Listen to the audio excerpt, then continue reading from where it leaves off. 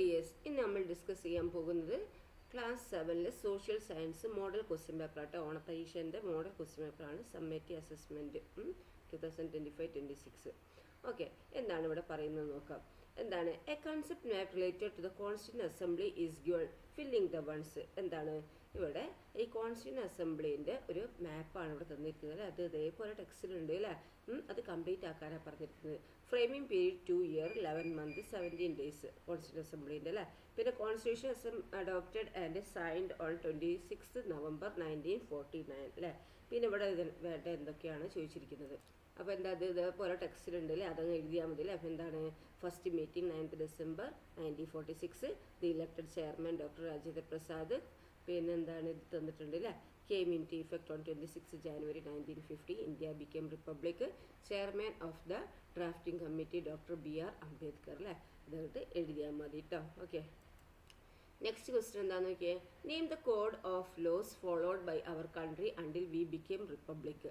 എന്താണ് ഈ റിപ്പബ്ലിക് ആവുന്നത് വരെ ഈ ഇന്ത്യ ഏത് കോഡ് ഓഫ് ലോസ് ആയിരുന്നു ഫോളോ ചെയ്തിരുന്നത്? ഏതാണ്? ഗവൺമെൻറ് ഓഫ് ഇന്ത്യ ആക്ട് 1935 കേട്ടോ. എന്താണ് ഗവൺമെൻറ് ഓഫ് ഇന്ത്യ ആക്ട് 1935 ആണെന്ത് നമ്മൾ ഫോളോ ചെയ്തിരുന്നത്. ഇനി ഒന്ന് ബിയിൽ എന്താണ്? Observe the picturisation related to constitutional amendments, complete the missing part. എന്താണ് ഈ മിസ്സിംഗ് പാർട്ട് കംപ്ലീറ്റ് ആക്കാനാണ് പറഞ്ഞിരിക്കുന്നത്. അതൊക്കെ ടെക്സ്റ്റിലുണ്ട് അല്ലേ. അമെൻമെൻറ്റ് 1 ഇവിടെ തന്നിട്ടുണ്ട്. അമെൻമെൻറ്റ് 86 ആണ് നമ്മൾ എഴുതേണ്ടത് അല്ലേ. എന്താണ് അമെൻമെൻറ്റ് 86 വരുന്നത്? അതുപോലെ അമെൻമെൻറ്റ് 42 തന്നിട്ടുണ്ട്, 73 74 തന്നിട്ടുണ്ട്, അമെൻമെൻറ്റ് 44 തന്നിട്ടുണ്ട് അല്ലേ. 86ഉം 101ഉം ആണ് എഴുതേണ്ടത് അല്ലേ. അപ്പോൾ എന്താണ് 101ഉം 86ഉം? അമെൻമെൻറ്റ് 86 എന്താണ് 2002 എന്താണ് education became a fundamental right ആയത് അല്ലേ. അതാണെന്ത് അമെൻമെൻറ്റ് 86. ഇനി അമെൻമെൻറ്റ് 101 എന്താ നോക്കിയാൽ 2016 എന്താണ് goods and services tax GST നിലവിൽ വന്നത് അല്ലേ. ഓക്കെ, നെക്സ്റ്റ് എന്താണെന്ന് നോക്കിയാൽ B. Constitution amendment is the characteristic of our constitution. Constitution amendment എന്ന് പറയുന്നത് എന്താണ്? നമ്മൾ കോൺസ്റ്റിറ്റ്യൂഷൻ്റെ സവിശേഷത ആണ് അല്ലേ. കോൺസ്റ്റിറ്റ്യൂഷൻ അമെൻമെൻറ്റ് എന്ന് പറയുന്നത്. Prepare a note detailing the constitution amendment. അപ്പോൾ കോൺസ്റ്റിറ്റ്യൂഷൻ അമെൻമെൻറ്റിനെ കുറിച്ചിട്ട് എന്താക്കുക, നിങ്ങൾ ഒരു നോട്ട് തയ്യാറാക്കാനാണ് പറഞ്ഞിരിക്കുന്നത്. അപ്പോൾ നമുക്ക് എന്താക്കുക അത് എഴുതാം അല്ലേ. അവർ constitution changes from time to time. Constitution amendment is the process of making changes in the constitution as per the changing social demands. The constitution itself explains how amendments can be made. According to Article 368, Parliament has the power to amend the constitution, but the basic structure of the constitution should not be amended. Okay, ഇവിടുന്ന് ഇത് മുതൽ എഴുതണം അല്ലേ. ഇവിടുന്ന് മുതൽ ഇവിടം വരെ എഴുതുക കേട്ടോ. ഓക്കെ, ദെൻ നെക്സ്റ്റ് എന്താണ് അടുത്ത ചോദ്യം എന്താണെന്ന് നോക്കിയേ. Second question. The anti-British agitation at the national level achieved an organized dimension through formation of Indian National Congress. എന്താണ് ഇവിടെ ഇന്ത്യൻ നാഷണൽ കോൺഗ്രസിൻ്റെ ഫോർമേഷൻ ചെയ്തതോടു കൂടിയാണിത് ബ്രിട്ടീഷിന് അഗെയിൻസ്റ്റ് ആയിട്ട് എന്താക്കിയിരിക്കുന്നത് ഓരോരുത്തരും പോരാടാൻ തുടങ്ങിയത് അല്ലേ. അപ്പോൾ which regional organisation existed before the formation of Indian national Congress? അങ്ങനെ ഇന്ത്യൻ നാഷണൽ കോൺഗ്രസിൻ്റെ ഫോർമേഷൻ്റെ മുന്നേ ഇവിടെ നിലവിലുള്ള റീജിയണൽ ഓർഗനൈസേഷൻ ഏതൊക്കെയായിരുന്നു ഇവിടെ ഉണ്ടായിരുന്നത് എന്നാണ് ചോദിച്ചിരിക്കുന്നത്. ഏതാണ് നമുക്ക് പറയാം. നോക്കൂ ഇവിടെ ഏതൊക്കെയായിരുന്നു നാഷണൽ ഓർഗനൈസേഷൻ ഉണ്ടായിരുന്നത് നോക്കാം നമുക്ക്. ഏതൊക്കെയായിരുന്നു നോക്കൂ. എവിടെ അറിയോ? പേജ് നമ്പർ നമ്മൾ ഇത് എടുത്താണ് 14 കേട്ടോ.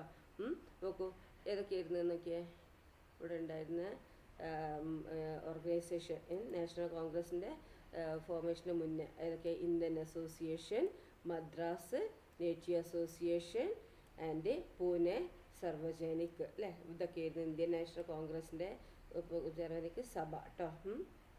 അപ്പോൾ ഇന്ത്യൻ നാഷണൽ കോൺഗ്രസ് വരുന്നതിന് മുന്നേ എന്താണ് ഈ ഓർഗനൈസേഷനാണ് ഇവിടെ ഉണ്ടായിരുന്നത് അല്ലേ. ഓക്കെ,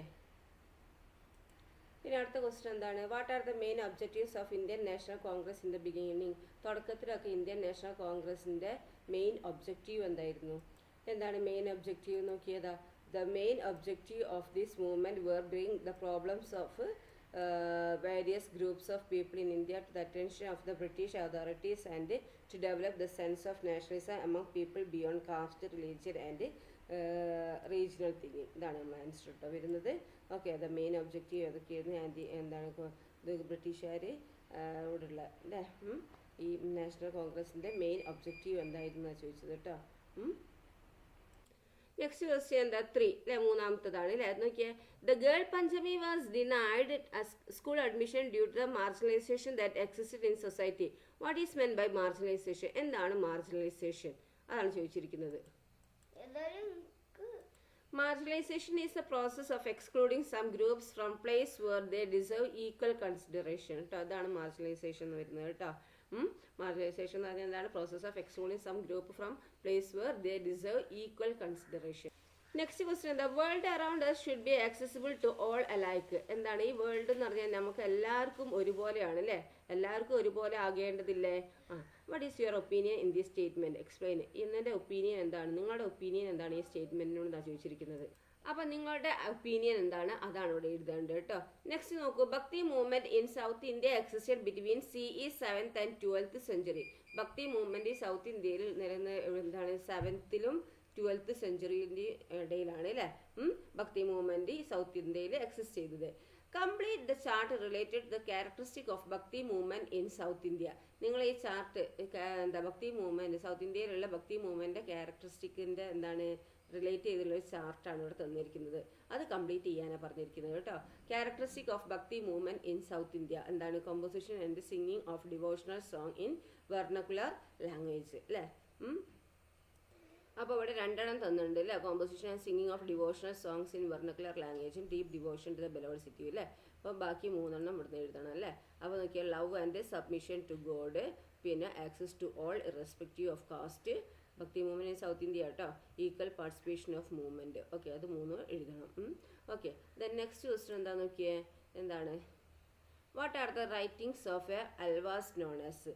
ഈ അൽവാസിൻ്റെ ആ എഴുത്തിനെ എന്താ പറയുന്നത്? എന്താണ് 4000 ദിവ്യ പ്രബന്ധം അല്ലേ. ഓക്കെ അടുത്തത് name the poet of bhakti movement who propagated his ideas through the hymns dohas. ഏതാണ് ദോഹാസ് എന്നറിയപ്പെടുന്നത്? കബീറിൻ്റെ അല്ലേ. Okay then next some fact about. Okay അപ്പോൾ എന്താണ് അൽവാറിൻ്റെ 4000 ദിവ്യ പ്രബന്ധവും പിന്നെ ദോഹ ഏതാണ്? ദോഹ എന്ന് പറയുന്നത് എന്താണ്? കബീറിൻ്റെ ആണ് അല്ലേ. ഓക്കെ അൽവാർസിൻ്റെ 4000 പ്രബന്ധം കേട്ടോ. പിന്നെ ദോഹ എന്ന് പറയുന്നത് എന്താണ്? കബീറിനാണ്. അതാണ് ആലോചിക്കേണ്ടത് കേട്ടോ. ഓക്കെ നെക്സ്റ്റ് ക്വസ്റ്റ്യൻ എന്താന്ന് നോക്കിയേ. Some fact about the ruling period of the Mughal Emperor Akbar is given. Complete the blanks with the point related to it. എന്താണ്? കുറച്ച് ഫാക്റ്റ് ആണ് അല്ലേ. ഈ മുഗൾ എംപറർ അക്ബർ എന്താണ് അക്ബറിൻ്റെ ഭരണകാലത്തുള്ള സം ഫാക്റ്റ് ആണ് തന്നിരിക്കുന്നത്. Complete the blanks with point related. ആ point relate ചെയ്ത് നിങ്ങൾ എന്താക്കുകയാണ്? ഇത് കംപ്ലീറ്റ് ആക്കാനാണ് പറഞ്ഞിരിക്കുന്നത്. അപ്പം some features existed in the ruling period of Akbar the Mughal emperor അല്ലെ. അക്ബർ മുഗൾ എംപററിന്റെ ആ ഭരണകാലത്ത് നടന്ന കുറച്ച് ഫീച്ചേഴ്സ് ആണ് ഇവിടെ തന്നിരിക്കുന്നത്. അപ്പം ഈ ഭാഗത്ത് കാണുന്നുണ്ട്, പിന്നെ ക്യാപിറ്റൽ സിറ്റി അല്ലേ. അപ്പം ഈ ഫീച്ചേഴ്സ് എന്താ പോയിന്റ് ആയിട്ട് റിലേറ്റ് പെട്ടിട്ടുള്ളത് എന്താണ് നിങ്ങൾ എഴുതുകയാണ് വേണ്ടിയിട്ട്. അതവിടെ ഈ ഭാഗത്തുണ്ട്, അത് നിങ്ങൾ കണ്ടുപിടിച്ച് എഴുതുക. ഓക്കെ എവിടെയാണെന്നുള്ളത് ടീച്ചർ പറഞ്ഞു തന്നിട്ടുണ്ട്. നെക്സ്റ്റ് നോക്കൂ. എന്നിട്ട് നിങ്ങൾ എന്താക്കുക? അത് കമൻറ്റ് ബോക്സിൽ ഒന്ന് ടൈപ്പ് ചെയ്യുക കേട്ടോ. ഓക്കെ നെക്സ്റ്റ് എന്താന്ന് നോക്കിയേ. Write a note on a mansabdari system implemented by the emperor Akbar അല്ലേ. അപ്പോൾ മൻസബ്ദാരി സിസ്റ്റം ഉണ്ടല്ലോ എംപറർ അക്ബറിന്റെ ആ കാലഘട്ടത്തിൽ മൻസബ്ദാരി.